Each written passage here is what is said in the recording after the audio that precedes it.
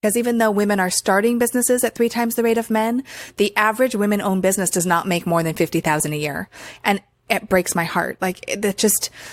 We need to be able to scale and grow and make a bigger financial contribution into the economy and the world. Today's topic is how to step into your genius with Keri Murphy. Welcome to the Well Woman Show, where we interview women executives, leaders, and entrepreneurs. And you're listening to the Well Woman Show, where motivated women achieve fulfillment and well-being. You're listening to the Well Woman Show. Take time for myself by coming to things like Well Woman Drinks. To be accepting of myself no matter what. Step away from judgment as much as possible. You're listening to the Well Woman Show. You're going to be in for a good ride. I don't regret anything. Everything I've ever done, I've learned from it, one way or another, good or bad. Being a little bit selfish for yourself, put your own oxygen mask on first and then give what's left. I'm a woman. I would prefer to tell my own story. My story, though it's very personal, is universal. You're listening to the Well Woman Show. And now your host, Giovanna Rossi. Hi, Giovanna Rossi here, and welcome to another episode of the Well Woman Show, where I interview women leaders, executives, and entrepreneurs about their lives and their road to becoming and being who they are today. Are you feeling burned out or finding it hard to focus on your goals? Or are you in transition? Well, you're not alone. We all need to activate our superpowers. These are the internal strengths and abilities we all already have but don't use all the time. Superpowers can be cultivated, and they include empathy, love, intuition, courage, and more. As always, this episode is brought to you by Well Woman Life, a global community of women living our best lives. Whether it's your health, relationships, your money, or making an impact in your community and the world, Well Woman Life has you covered. You've made a commitment to not settle, to use your voice, and to live your best life. Well Woman Life offers annual memberships, workshops, and retreats to support you. Check out wellwomanlife.com/Facebook to join our growing community. Now back to the show. Today's topic is how to step into your genius, and hopefully by the end of the show, you'll be ready to live a more joyful life by doing what you do best, putting systems in place to get there, and delegating what you don't want to or can't do. My guest today is Keri Murphy, the CEO and founder of Inspired Living. Keri Murphy is an international speaker, media expert, and business mentor. She honed her expertise in the entrepreneurial field for over 20 years, helping others to create and succeed at a business they love. Keri is a television veteran with appearances on MTV, E!, Fox, and NBC, just to name a few. Her Inspired Living TV web series helps people bridge the gap between having a dream and making it their reality. In this episode, Keri and I talk about the biggest challenge to scaling your business. For example, going from 50K to 7 figures, creating the systems you need to let go, delegate, and to grow, whether to hire employees versus contractors, and how to step into your genius so you can inspire as many people as possible. You can also join the conversation in the Well Woman Life community group at wellwomanlife.com/Facebook. Now to my interview with Keri Murphy. Welcome to the program. Thank you. I'm excited. Thanks for having me. I'm excited too. We're sitting here right before your big event is starting. I'm super excited about it. It's an event for women entrepreneurs. Tell me, Keri, what are you up to here? What's this all about, and how does it impact women's lives? Oh, I'm so excited about this event. As I've grown my businesses, I've just been really fortunate to meet incredible women who've become dear friends of mine. And not even through my business, just through life. I've been introduced to these incredible women that have built 7- and 8-figure brands. And we have such incredible conversations, and I'm inspired by them and I'm enlightened by them. And I had an aha moment where I was like, oh my gosh, what if we brought these women together? Like, what would that be? Because even though women are starting businesses at 3 times the rate of men, the average women-owned business does not make more than $50,000 a year. And it breaks my heart. We need to be able to scale and grow and make a bigger financial contribution into the economy and the world. Because if the world's going to change, it's going to be up to us, right? So that's what this event is about. It's about helping women really stand out, be brilliant in a very crowded marketplace, be innovative, be leaders, and scale and grow their businesses. So if they want to make 6 or 7 or 8 figures, they can. Okay, awesome. And what are the challenges that you find are the biggest challenges for women going from, like you say, the $50,000, business at home or doing fairly well to really scaling? Team. 1,000%. It's team and letting go. Because I think sometimes as women, we feel like we have to do it all and no one can do it the way we're going to do it. But you cannot grow. You cannot build a business. Like you can own a job, but you cannot build a business unless you have a team to support you. And this is my third business. And I've learned that lesson of how important it is to invest in yourself, to hire the right people, to let go of things and delegate, because that's the only way. And I see so many entrepreneurs that are in that emerging state. They're growing. They have really great momentum, but they won't let go. They won't hire the right support. They won't create the systems they need to leverage their gifts. So that's, you could tell I'm so passionate about this because I feel like it really is the differentiator between owning a job and owning a business is having a great team. So what about the myth that, I feel like part of the challenge of taking that leap for women is not knowing or feeling like it's going to be too much work. Like most women are balancing lots of things, right? Children, aging parents, animals. I mean, we've got things going on in the community. How do you explain that to women? Like, no, just take the leap. It will be worth it. When it comes to building team, well, it's like, do you want to keep working as hard as you are? I mean, one of my clients, I love her dearly, and she's like, she pulls all-nighters, and she has kids, and she has a family, and she's successful. But because she doesn't have the right support, she's doing things that she shouldn't be doing. And I feel like you're going to make so much more money. You're going to live such a more joyful life if you're doing what you do best, right? And you do what you love. And you always hear, do what you do best and outsource the rest. And as cliche as that sounds, like you actually work less. One of my clients actually that was in my mastermind, she hired 8 people and she said she works the least amount she ever has. She has been the most relaxed, and she has doubled her company's profit every month. So it was just such a great example of exactly that. Like you're going to work less and feel better when you have the right team to support you. Yeah. And so what about when it comes to employees versus contractors? Like, what do you recommend for someone who is building out a team? I think it really depends on your business. It depends on if you have a brick and mortar or if you're a service-based business. 99% of my team are independent contractors. They're virtual. I have an incredible operations manager. I have a marketing person. I have a brand strategist. So I have an incredible team. I think it just really depends on your business model and what your goals are with that. Yeah. And so how many of the team are like full-time? Your business is their top priority. And how many of them have their own businesses and they're doing multiple other projects? They all have their own businesses. I know I'm actually surprised saying that because I've owned businesses where I've been 100% responsible. They've been employees. They work only for me. But I really find that because they are entrepreneurs too, they really understand the model. They understand what it takes. And I always get what I need, and they're amazing. So, I haven't ever felt like it was me or them. I really feel very supported. So it's funny how that worked out, but it has really well. Yeah. And how would you describe your leadership style? How would I describe my leadership? I hope it's inspiring and empowering. Positive. I try to lead by example. I'm very imperfect.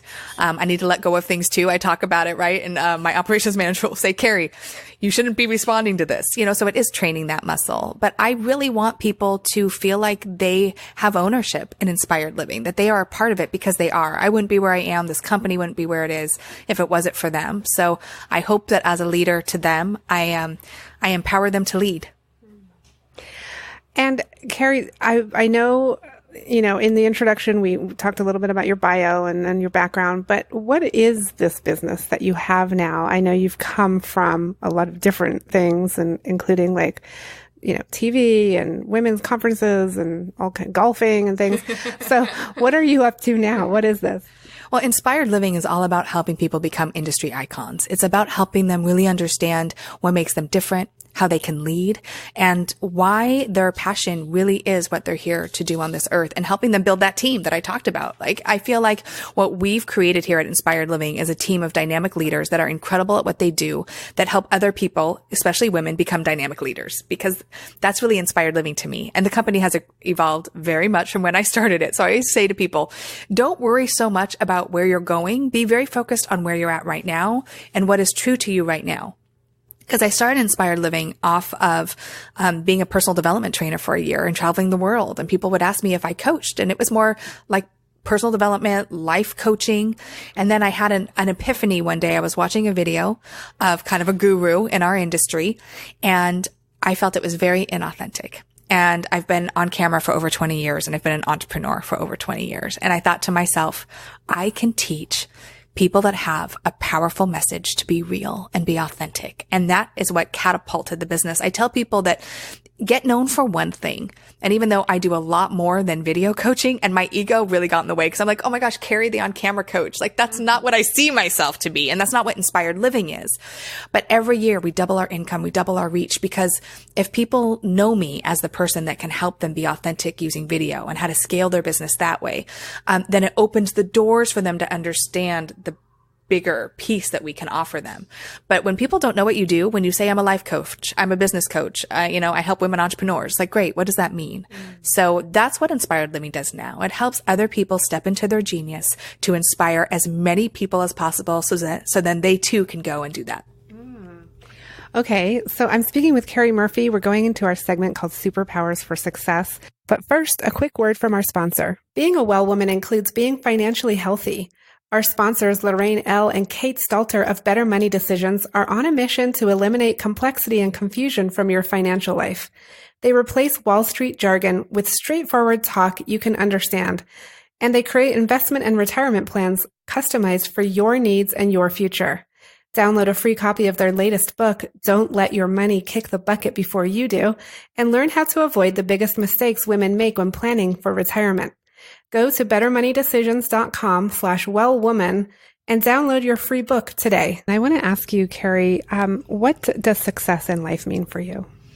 It means joy. To me, success is joy. And I have to say, I've gone through some really difficult times. I know we all do. And it's why I love hosting Inspired Living TV, because anyone that you see has probably overcome some great adversity.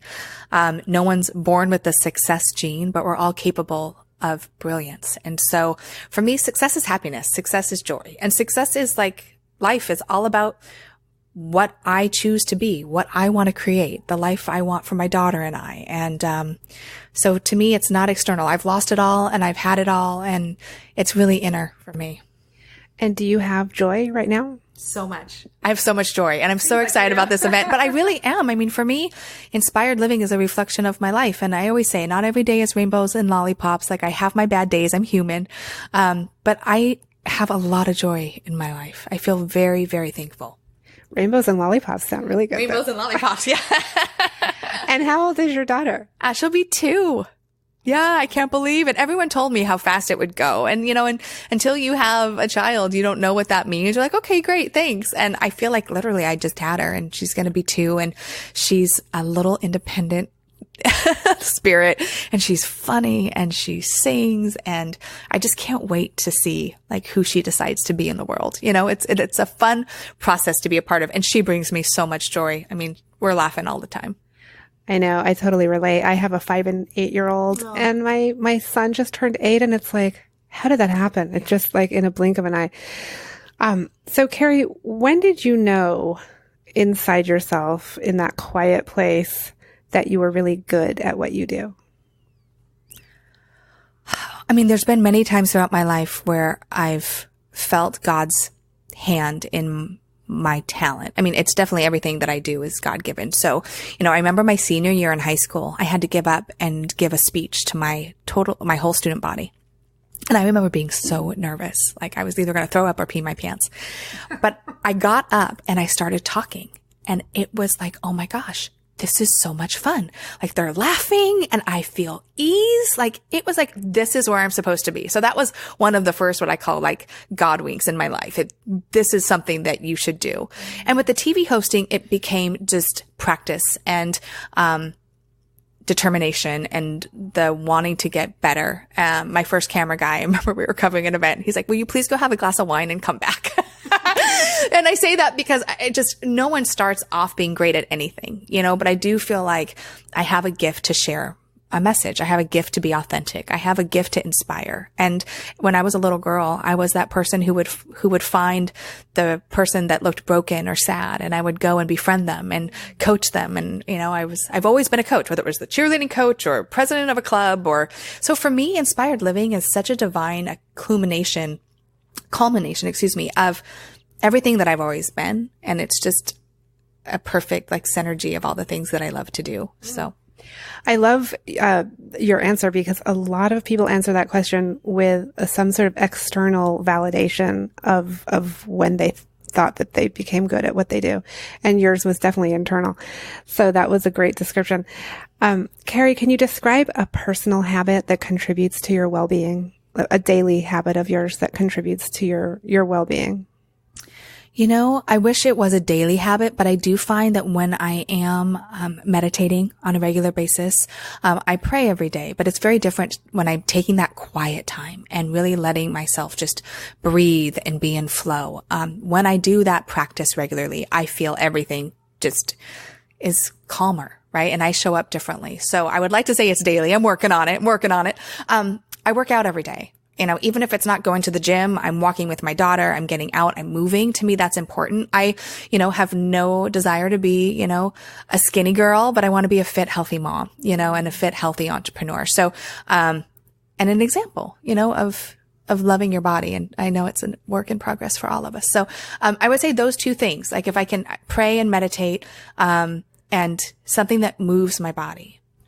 Well, I just interviewed Malika Chopra, Deepak Chopra's daughter, and she said she admitted to being a sometimes meditator, a once in a while meditator. And I was like, well, if she can do that, then, it must be okay. I mean, we all sort of do that. We go in and out and we find that time when it really works. And then we get busy and we can't do it. But she said, if you just go back to, I'm going to meditate for 5 minutes, then you're back into meditating. It doesn't have to be a big deal. So what superpower did you discover you had only to realize it was there all the time? The ability to manifest. If you do kind of the personal assessments, they'll say I'm a quick start. I'm an intuitive manifester. I think that's the right word, but I have an idea and it just always seems to happen. It doesn't always work out, but I have the ability to create things, and we all do. But, we're just so powerful. And I think I didn't realize it really until someone told me that that's what I was, that I was like, oh, you know what?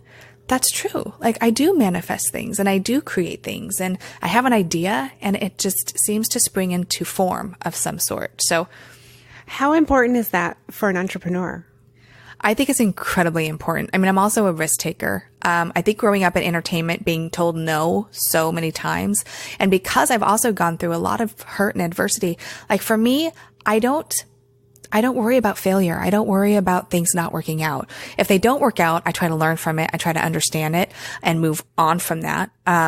But I feel like that is something that has been so important, and it is vital to being an entrepreneur. You have to be willing to take risk. You have to be able to create and manifest what it is that you want. And you have to also allow other people to believe into it, right? And see into that vision. Okay. And what advice would you give yourself 20 years ago? Stop waiting. Stop waiting for validation. And this is something that I really realized, and I talk a lot about, is my whole life I wanted to be on camera. I've loved being on camera, and that sounds so narcissistic, and it's not that. It's the ability to reach people. I love speaking. I love inspiring people. To me, that brings me so much joy when I know that I've helped someone else. And for me, the camera is the conduit to do that. So, but for so long, I was waiting for, the right time, or for many years, I just stopped pursuing it. I always did it on the side, but I always wanted to, I owned the talent agency. I did interior design. And then it wasn't until I lost everything. And I feel like that was God's greatest gift, because all I could fall back on was my talent. That's all I had left. I didn't have money. I didn't have a job. I wasn't going to go work for anyone. And it was at that moment that I started booking on E! and TV Guide. And I felt like, okay, now I have the validation that I'm good at this. And I feel like, especially women, we wait for someone to give us permission. We wait for someone to tell us we're good enough. And I feel like when you have that desire. You have that rumbling in your belly that, that's what you're here to do. So stop waiting. I'm telling you right now, you're good enough. Go do it. And so is that good advice for any woman at any point in her life, not just women who are, the women that you work with who are high dollar earners trying to build teams and things? Yeah. I mean, I didn't always start off working with, high income earning women. And a lot of my women that I coach are startups still. Like we have a whole team of people that supports them. And so I will tell my daughter from now until she's 90, depending on how long I live, to never wait to travel, to see the world, to believe in yourself, to do something that you have a calling to do. Cause it's, what you're here for. Mm-hmm. Yeah. Do you identify, Keri, as a feminist? I do. At first, it's so funny because I really started understanding that word probably about a year ago. But I used to hear that, and I always tell my mom I should be a defense attorney because when someone is really strong about one thing, I find the other side and want to combat it, right? And be like, oh, but what about this? So when I heard the word feminist, I was always like, well, what does that mean? Like men aren't okay? Like it's all about women? And as I've matured and understand what that means, I absolutely am a feminist. I really believe in equality and, the ability for us to do and be and have whatever it is our soul desires, to work and play and cook if we want to and not if we don't, so yes, I definitely connect with that now. On that note, I just have to bring this up because the movie just came out this weekend. Have you seen Wonder Woman? I have not, but man, I grew up watching Linda Carter and Wonder Woman. My sisters and I were just talking about the bracelets as kids and what we would do. So I'm looking forward to seeing it. Yeah. It's really good. I liked it. Last question, Keri, what are you reading right now? What's on your nightstand? I wish you could see my nightstand right now because it is piled with conscious parenting, entrepreneur, Forbes magazine, a book from Phil Knight. It is some really great reading. And if I can ever stay awake long enough to actually read again, I will. Well, you have a 2-year-old, so. Usually by the time she goes down, I work a little bit, sometimes after. And, so I have a whole stack of magazines and books that I'm going to read soon. I love it. The Conscious Parenting book, is it the one by Dr. Shefali? I believe it is. Yes. It was given to me from a dear friend of mine, and it's been there for quite some time. So especially now as she's getting older, I'm like, I have to read that book. Yes. Well, it'll happen when it's right and it'll be perfect. But I just interviewed Dr. Shefali about her book and just about a bunch of stuff. But I have that book on my nightstand and my kids are older than yours, so there's still time for you. Okay, good. I don't feel so bad. I'll get to it. I will. Yeah. Well, Keri, it's been such a pleasure speaking with you and good luck with your event. Thank you so much. Thank you for being here. That's it for our show today. Remember, if you need support to live your Well Woman life, head over to wellwomanlife.com/Facebook to join us. Our monthly live event, Well Woman Drinks, brings women together to share our successes and challenges as women, leaders, moms, aunts, sisters, and all the other roles we carry. If you'd like to attend a Well Woman Drinks near you, or if there isn't one in your city yet and you'd like to start one, email info@wellwomanlife.com. If you enjoyed the show, please take a moment and subscribe in iTunes and leave a review. This helps raise visibility, which is super helpful when it comes to producing the show every week. For feedback, comments, or just to let me know you were listening today, find me on Facebook, Twitter, and Instagram @WellWomanLife. I'm Giovanna Rossi for The Well Woman Show. Until next time, have a super powerful week.